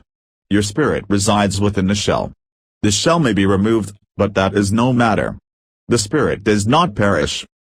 What is the metaphysical meaning of the suggested physical trauma of our planet? The Confederation suggests that the planet itself is moving into a new vibration, a new portion of space and time, which many have called the New Age, but into which we shall not be able to enter unless we have indeed learned the lessons of love which it has been our choice to learn or not to learn for many incarnations. Therefore the Confederation suggests that it is very important to choose to follow the positive path or not to follow it. There is a choice to be made very shortly, and it would be preferable if all of the people of this planet understand the choice that is to be made. It will be difficult for many of the people of this planet to understand what this choice is, because it is a choice that they have not considered. They have been much too involved in their daily activities and their confusion and their desires of a very trivial nature to be concerned with an understanding of the choice that they are very shortly to make. Whether they wish to or not, whether they understand it or not, regardless of any influence, each and every one of the people who dwell upon planet Earth will shortly make a choice. There will be no middle area. There will be those who choose to follow the path of love and light and those who choose otherwise. This choice will not be made by saying, I choose the path of love and light, or I do not choose it. The verbal choice will mean nothing. This choice will be measured by the individual's demonstration of his choice. This demonstration will be very easy for us of the Confederation of Planets in his service to interpret. This choice is measured by what we term the vibratory rate of the individual. It is necessary, if an individual is to join those who make the choice of love and understanding, for his rate of vibration to be above a certain minimal level. There are many now that are close to this minimum level, but due to continuing conditions of erroneous thought that prevail upon your surface, they are either fluctuating around this point or are even in some cases drifting away from the path of love and understanding. There are many whose vibratory rate at this time is sufficiently high for them to travel with no difficulty into the density of vibration that this planet is shortly to experience. At some time in the future, then, something that the Confederation has called the harvest will take place. This concept of the judgment day differs from the eschatological one in that the one who judges us is not a God apart from us but the God within us. As a result of this harvest, some will go on to a new age of love and light and will learn new lessons in a very positive and beautiful density, as the Confederation calls it. Others will have to repeat this particular grade of lessons and relearn the lessons of love. Here the Confederation entity, Hathon, speaks once again of the harvest and of the Confederation's purpose in speaking through contactee groups. There is going to be a harvest, as you might call it, a harvest of souls that will shortly occur upon your planet. We are attempting to extract the greatest possible harvest from this planet. This is our mission, for we are the harvesters. In order to be most efficient, we are attempting to create first a state of seeking among the people of this planet who desire to seek. This would be those who are close to the acceptable level of vibration. Those above this level are of course not of as great an interest to us since they have, you might say, already made the grade. Those far below this level, unfortunately, cannot be helped by us at this time. We are attempting at this time to increase by a relatively small percentage the number who will be harvested into the path of love and understanding. Even a small percentage of those who dwell upon your planet is a vast number, and this is our mission, to act through groups such as this one in order to disseminate information in such a fashion that it may be accepted or rejected, that it may be in a state lacking what the people of your planet choose to call proof. We offer them no concrete proof, as they have a way of expressing it. We offer them truth. This is an important function of our mission, to offer truth without proof. In this way, the motivation will, in each and every case, come from within the individual. In this way, the individual vibratory rate will be increased. An offering of proof or an impressing of this truth upon an individual in such a way that he would be forced to accept it would have no usable effect upon his vibratory rate. This, then, my friends, is the mystery of our way of approaching your peoples. Another concept that has come out of the many communications from alleged UFO entities is that of wanderers. They are usually service-oriented people, and, as would be predictable, they often have a great deal of difficulty fitting into the planetary vibrations of Earth. Often they have the feeling that they do not fit in or do not belong, but at the same time, very often, these people are possessed of many gifts, in the arts, in teaching, or in the simple sharing of a cheerful and happy vibration, which certainly does not suggest the normal attitude of a simple malcontent. This concept is particularly interesting to many people who will be drawn to the raw material because, according to that material, much of it will be most easily recognized as being useful by wanderers. There are not just a few wanderers on Earth today. Raw suggests a figure of approximately 65 million.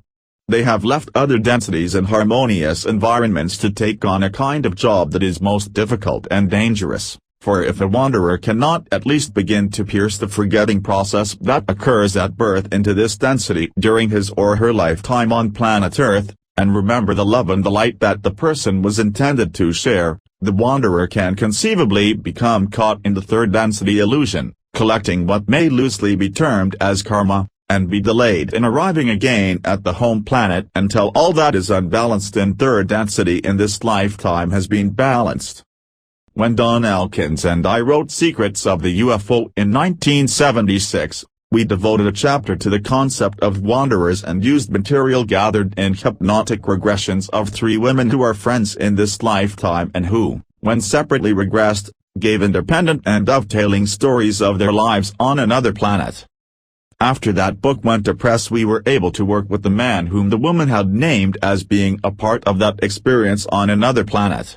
This man, who was then a student working towards his master's degree in chemical engineering, was aware of no detail of our research except that we were involved in doing some hypnosis. On May 10, 1975, Don, along with Lawrence Allison, an accomplished hypnotist with whom we had worked often when he lived in Louisville, sat down with our 4th volunteer and proceeded to explore that other world for a 4th time. The information was especially interesting, since all 3 previous regressions had been poetic, and beautiful, but scarcely technical. Our 4th subject had a far different background and was able to see things in a far more accurate and explicit manner. This 4th regression fitted perfectly into the story told by the first 3 subjects. One of the first things that Don and Larry, the questioning went back and forth, asked about was the clothing. Question. How are you dressed? Answer. In white. Question. White what? Answer. Loose white clothes. Question. Okay. What's above the waist now? Above the pants? Answer. Well, it's just like a robe. It's not really a robe but a loose clothing with a sash, like for a belt. Question. And what about on the shoulders? Answer. Well, it's just short-sleeved. It's warm. This type of robe suggests a monastic or religious order and questions were asked to attempt to discover some orthodox religious connection on this planet. No connection was found, so the questioners moved on to the name of this other world since the surroundings were not those of Earth, but the young man, normally incisive in his answers, seemed totally unaware of the concept of naming. Question. The name of your planet? Answer. It's just A. We live there, and I don't see any mountains, but I see the name. Answer. I have a child. Question. One child? Answer. Yeah. Little boy. Question. His name is? Answer. I just don't have a feeling for names. I have, like, you know when you want somebody, and they know when you want them, sort of. I mean, I just don't have a feeling for names. Not only did their planet seem to lack a proper name but speech itself seemed to be a far different process, one which we would probably call telepathy. Question. Alright, if someone calls to you, what do they call you? Answer. I just haven't heard anybody speak. I don't know if you have to speak. Answer. It seems like kind of a simple life. But there's obviously, well, there was light at my books, so it's obviously mechanized, or perhaps much more than that even. I don't recall people speaking to each other, though. I mean, they seem to, you know, everybody knows each question. You know what's going on, but I don't really see. It was singing, there was singing, but there wasn't actually people conversing with each other. You just sort of knew, I guess. Answer. I'd be sitting on a stone or a bench and they'd be sitting down, and I'm explaining, but I don't really see myself talking to them. The subject, with his engineer's eye, was able to put together the architecture of the place and the way the woman had not. All four agreed that the center of the community and its purpose was something that may conveniently be called the temple. Answer. Think it's a stone. I guess limestone, but it's whiter, I guess. That's what it's made of. Question. What about the perimeter? Answer. Well, there's, from supports from the side are arches up to the ceiling, but it's not a regular dome, it's, well, I haven't seen that kind of dome before. Question. Take a good guess. How far across is that dome? Answer. Oh, goodness. It looks like it's 200 feet a long way, and maybe more than that, maybe 250. And, oh, maybe 150 feet wide. It's a huge room, very. Question. Okay. Now, how is it lighted? Answer. Just, laughs a little incredulously. Really, it's just a glow from the ceiling. I mean, you know, like well, there's, like the area that's light, and then there's darker, like it's been painted, but the paint, that's light. It seems like it's, well, it just doesn't need any light. The room's bright. Maybe it's coming from the windows, but there doesn't seem to be any shadow in the room. Question. What you're saying is that it seems as if the atmosphere in the room is glowing there. Answer. Well, yeah, just like it's bright. I don't see any shadows, like if there was a light source. Question. Uh-huh. Now I want you to listen inside that big room. What kind of sounds do you hear? Answer. Nothing in that room, but they're singing someplace. Question. Very quietly, singing off in the distance? Answer. Question. All right. It is, some kind of. Answer. It's more like, a kind of choir, a little choir, like that music, reported by all four subjects, is not like any music we have ever heard. Two of the subjects actually saw the music sparkling in the air and none could accurately describe it. Answer. I can't place the words. It's just, like a sort of praise, a sort of, something like you'd hear in a choir. Question. Praise to whom? Answer. Well, Question. To God? Answer. I'm sure that's who it is, it's sort of a happy thing to do, when people get together and sing. The subject spoke of growing up studying in large books. Answer. I see myself sitting over a book and just reading. Question. History? Answer. Well, I don't know. Question. Practical work? Science? What do you study? Art? The arts? Answer. Just great books, big books. Question.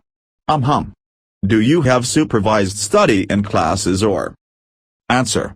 Well, in the morning there's a teacher, and in the afternoon or in late evening, I study. Question.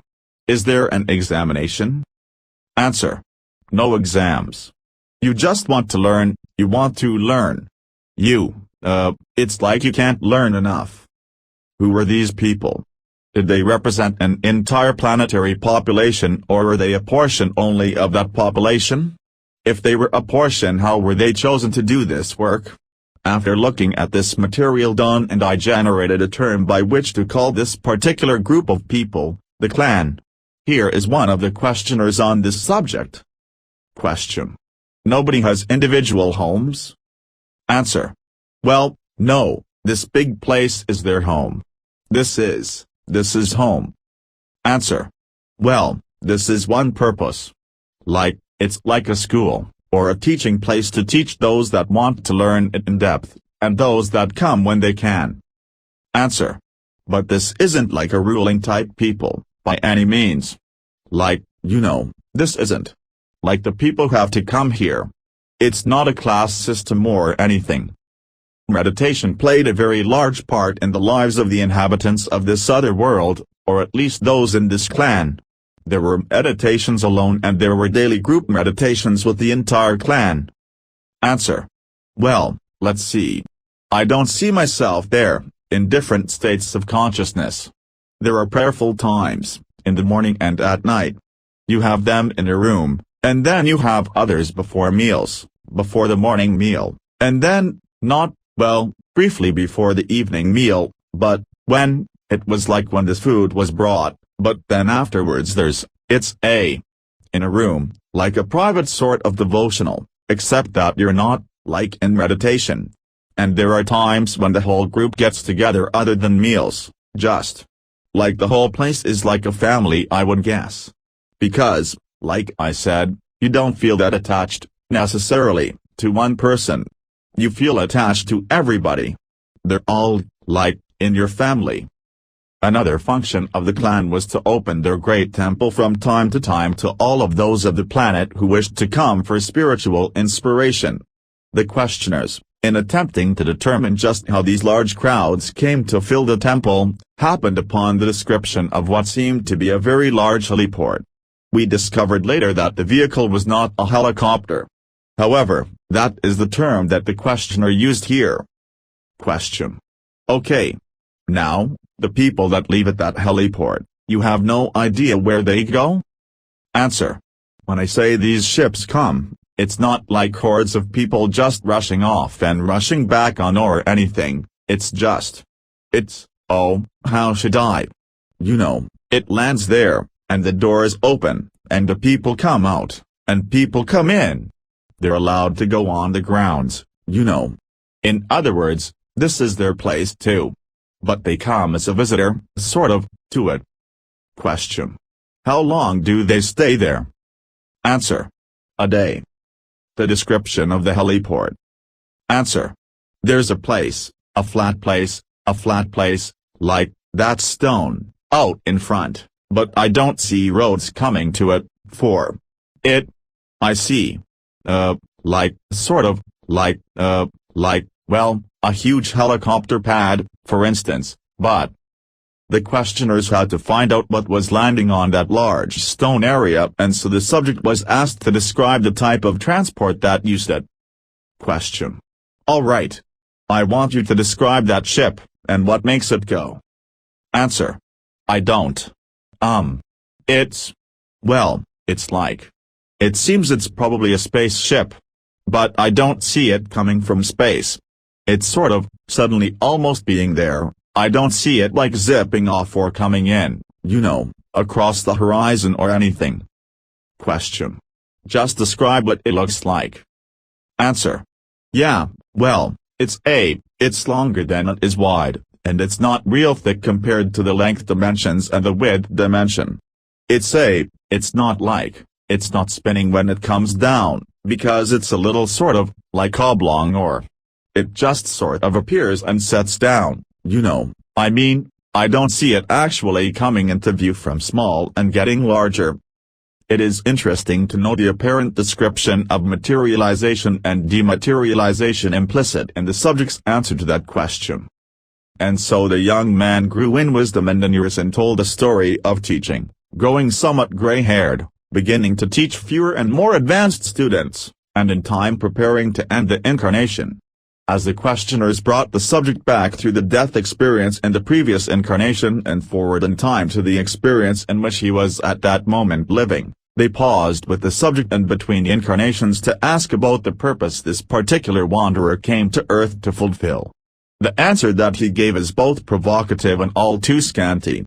Many of us seek to help this planet of ours in one way or another, and the question is always, how shall we accomplish it?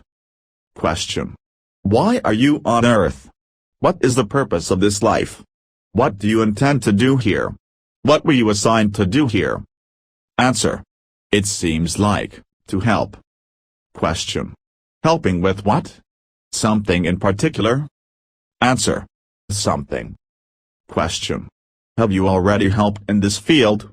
Or is the problem yet to come that you are to help with? Answer. It hasn't happened yet. Question. What do you anticipate? Answer. Just great needs. Question. What would happen to require so much help from you that you know about? Pause. Spiritual growth? Spiritual development? Physical needs? Answer. Well, not the. I get the feeling of some people that are lost, Question. Can you help them? This is your mission? Answer. I feel like that's what I need to do. Help those people. Question. Which people? Answer. The ones that are lost. Question. Is this a particular group? Answer. Number. Question. Just in general. Answer. Just people. The work I did in early 1976 was to be my last.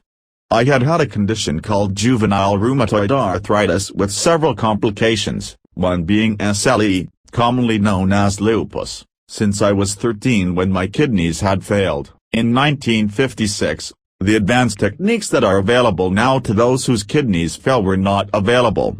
In fact, it was considered a miracle that I survived, but survive I did with the loss of approximately half of each kidney.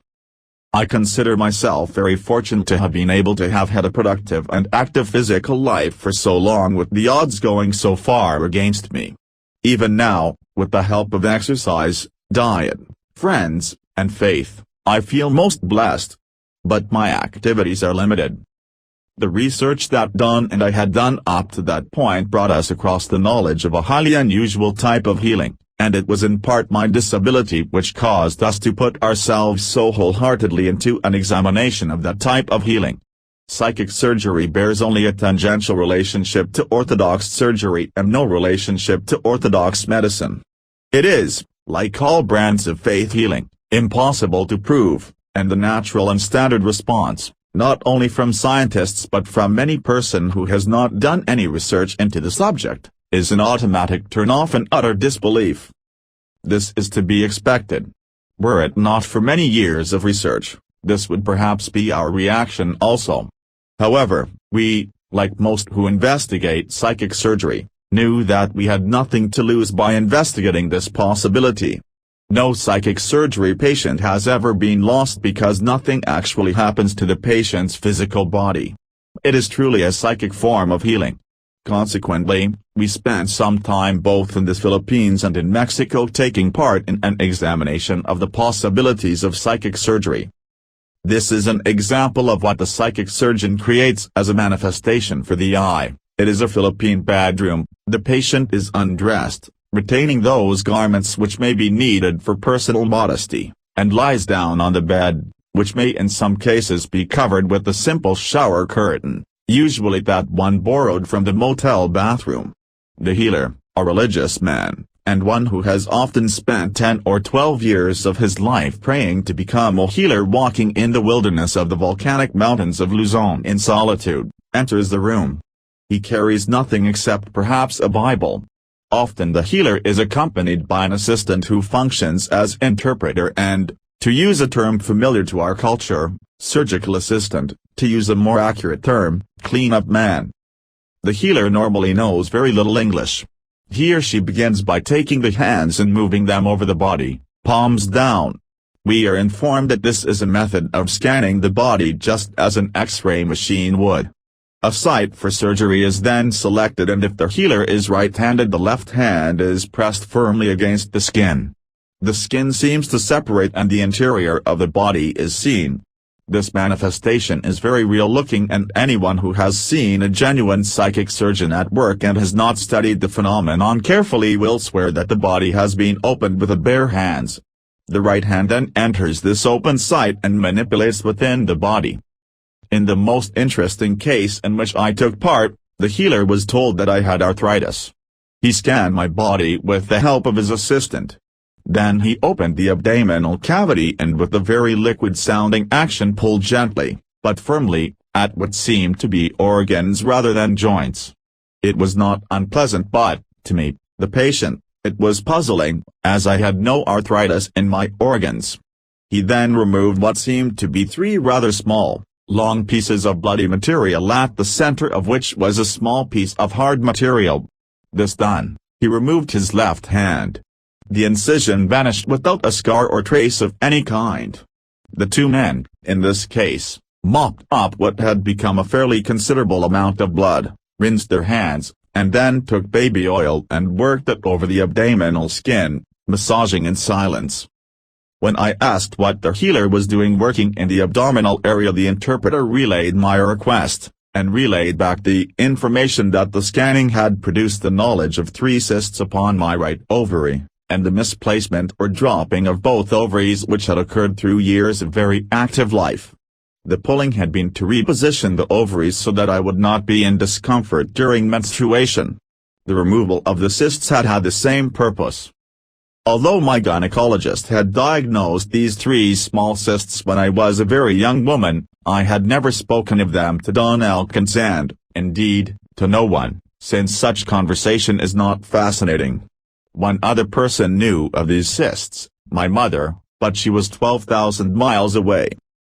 Upon returning to the United States, I had my gynecologist examine the area, and he confirmed that the 3 cysts were no longer palpable. They have remained gone, and the comfort level of my menstrual cycle is correspondingly far better. The massage with baby oil is a very simplified and unostentatious form of magnetic healing in which prayers are offered and a protective light is visualized around the affected area so that healing will be aided.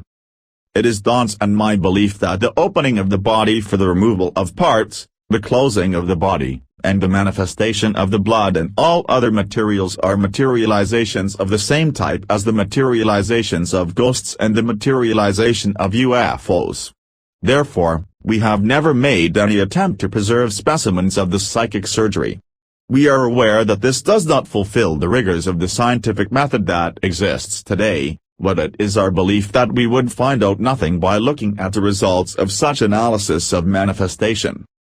It would seem that a person, no matter how great his desire to be healed, would be nervous and apprehensive, since the opening of the body itself, physical or psychic, seems very traumatic. Once the healer's hands are upon you, A distinct emotional and mental attitude change occurs within every individual with whom I have spoken who has experienced this phenomenon. The psychic surgeons call it the presence of the Holy Spirit. It should be considered part of the phenomenon.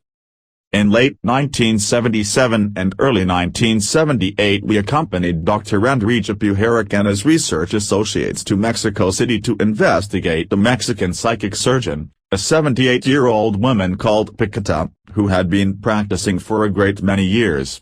The gift had come to her on the battlefield with Pancho Villa's army, and, as in the Philippines, more of her patients were native than were American.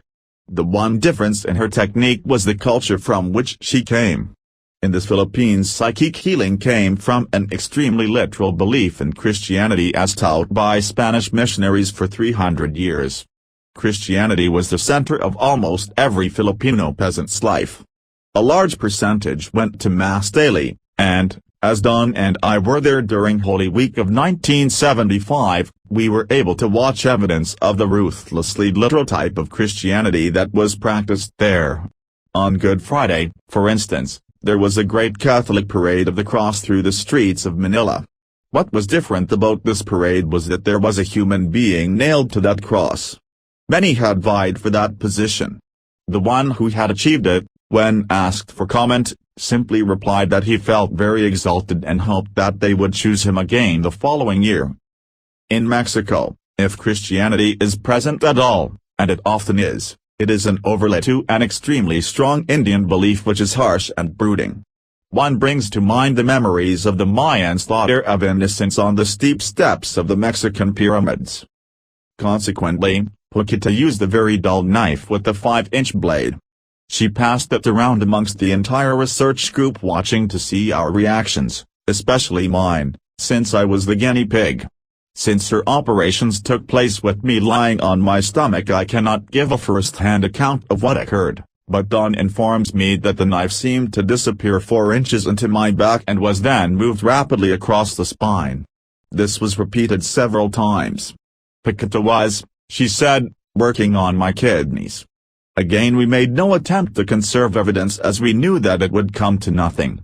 Many have attempted to research psychic surgery by analysis of its products and have found either inconclusive results or null results, indicting that psychic surgery is a fraud. In the book, Ergo, by John Fuller, Dr. Pujarich's early work with the South American healer of that nickname, psychic surgery, is carefully examined, and for those interested in this unusual subject that book is a good place to begin. I have never had any success in getting any orthodox doctor to test the possible results of this Mexican experience. This is due to the fact that the procedure used to test the kidneys can, if the kidneys are badly enough damaged already, cause the kidneys to go into failure once again, and no orthodox doctor could be expected to take that risk. Dr. Pujarich himself was unwilling for me to go through this procedure.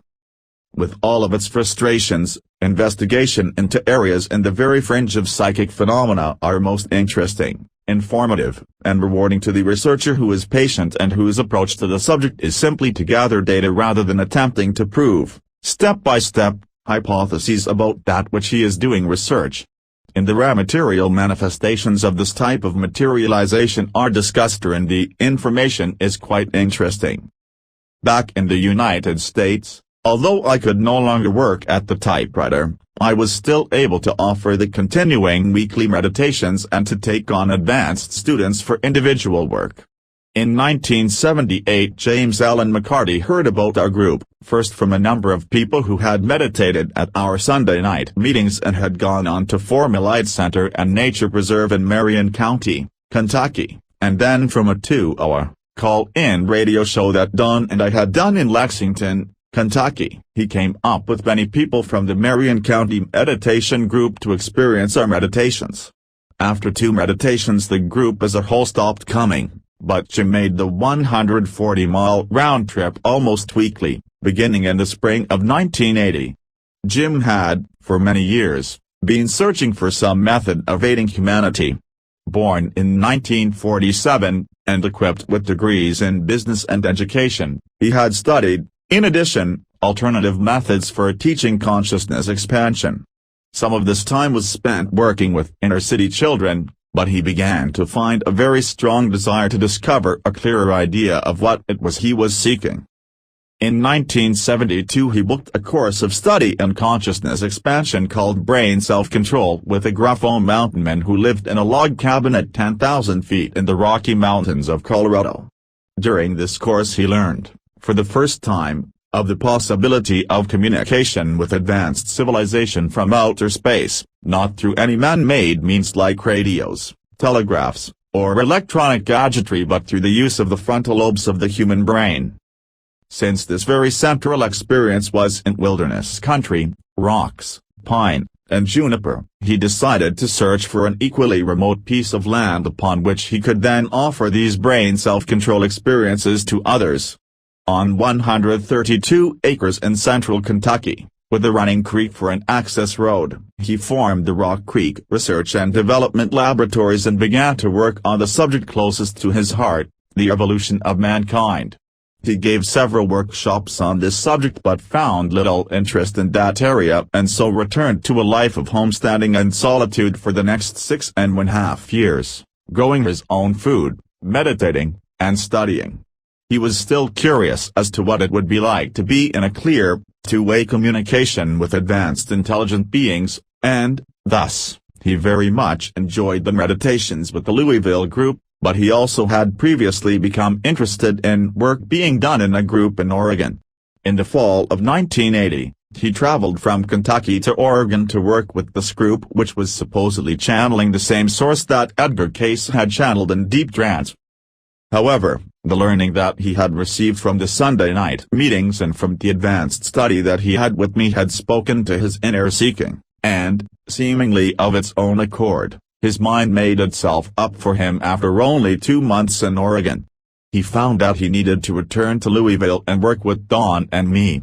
On December 23, 1980, he arrived in Louisville, having traveled 5,000 miles from the woods of central Kentucky to Oregon and back to Louisville. Dawn and I were endlessly grateful for McCarty's aid. His abilities were extraordinary. He had a grasp of the metaphysical material going back to his college days and he had read extensively through all the intervening years, so he came to this work very informed of our areas of study. He was able to take up the physical part of the research, filing, making notes, transcribing tapes, and carrying on the correspondence that had sorely lapsed since my disability. Jim, always thorough, sold his land. L Research merged with the Rock Creek Research and Development Laboratories, keeping our old partnership name for our publishing arm, purchased a new typewriter, Jim's fingers, strengthened by 6.5 years of homesteading, overmatched my old electric typewriter, and we settled down to do what? We didn't know. We discussed doing a new book, updating what we had learned in Secrets of the UFO and had blank paper ready to be filled. Jim had begun to do back research in our voluminous files. 3 weeks after he came, the raw contact began. During all the years that I had been channeling I had always channeled consciously, using my free will to clothe telepathic concepts in my own language. In 1980 a longtime friend and meditation group member, Elaine Flaherty, died a tragically young death. She had had juvenile diabetes and had died in her 30s. I had sat with her for many days in the hospital before she finally left her body, and she had told me several times that she wanted to make sure that her husband, Tom, was made aware that she was all right after her death, for she knew that she was likely to die. She had told Tom, also a longtime meditation group member as well. After her funeral Tom came to me and asked if I would attempt to get in touch with Elaine. Having been through all too many seances and not having a great deal of personal commitment to the type of communication that one was likely to get from one's physically dead relatives, I was at first reluctant to attempt such mediumship. However, these were my good friends and I could not say no. Tom, Don, and Elaine's and Tom's son, Mike, gathered with me for the first attempt. After some moments of consciously offering myself for the contact with Elaine, I became unaware of the passing of time, and when I awakened Tom had what sounded like Elaine's voice on tape speaking through me. That was my first experience with trance. I did not know, and to this day do not know, how it occurred. Tom asked once more if I would do this, and again I went into what seemed to be a very deep trance, remembering nothing and hearing what sounded like Elaine's voice on tape after the session. Don stated that if he had heard me from the next room without seeing me he would have been certain it was Elaine. This work was extremely draining to me, and I asked Tom to accept the fact that I really did not wish to continue being this type of medium. Tom agreed, saying that he had what Elaine had promised and was satisfied. However, only a few days later, while working with an advanced meditation student, Leonard Cecil, I received a new contact, one which I had never had before. As I do in all cases, I challenged this entity in the name of Christ, demanding that it leave if it did not come as a messenger of Christ consciousness. It remained, so I opened myself to its channel.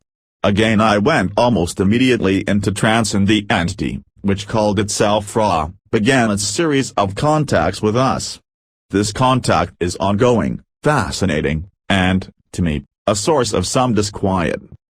The person who decides to become a vocal channel in the first place has already taken a step which is, to some people, quite difficult, that is, the willingness to speak the words of one which is not controlled by the self. In free will channeling, it is possible to choose to stop channeling.